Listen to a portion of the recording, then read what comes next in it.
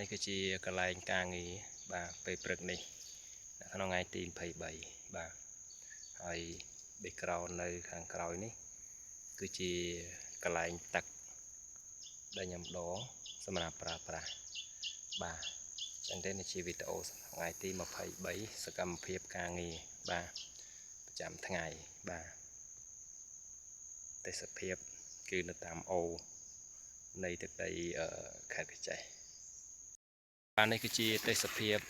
ចំការរបស់ខ្ញុំបងប្អូនឡងដល់ក្រោយនោះបាទត្រឹមមកតលងទាំងអស់បាទមើលទៅក្នុងទូរស័ព្ទហាក់ដូចជាច្រើន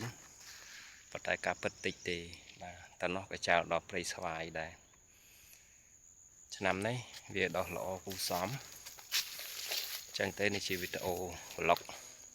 បាទពាក់ព័ន្ធទៅនឹងអ្នកចការបងប្អូនកុំភ្លេចជួយចុច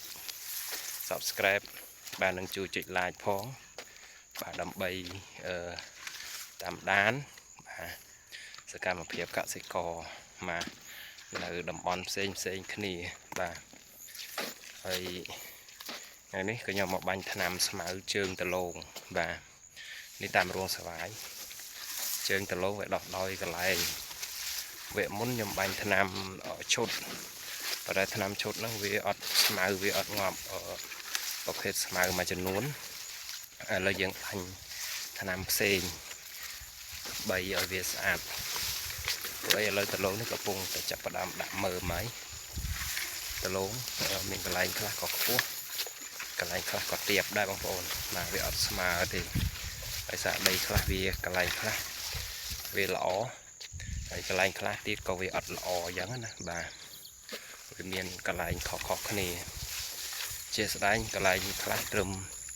ក្លៀកត្រឹមអីចឹងទៅហើយក៏មានកន្លែងខ្លះលឹបក្បាលខ្ញុំម្ដុំក៏មានដែរអញ្ចឹងណាចឹងទេបងប្អូនចូលចិត្តហើយខាងក្រោយស្មៅនោះគឺជារួងស្វាយបងប្អូនខ្ញុំអត់ទាន់ដាក់ថ្នាំទេដោយសារតែយើងផ្ដោតទៅលើជើងដលងសិនបាទយើងធ្វើជាវគ្គវាគឺងាយស្រួលនិងស្រាលការងារជាងធ្វើម្ដងទាំងអស់ការបែងចែកបែបហ្នឹងបាទចឹងទេសូមអរគុណសម្រាប់ការតាមដាននៅក្នុងវីដេអូមួយនេះបាទកុំភ្លេចជួយចុច subscribe បាទនិងជួយចុច like បាទម្នាក់មួយផងសូមអរគុណ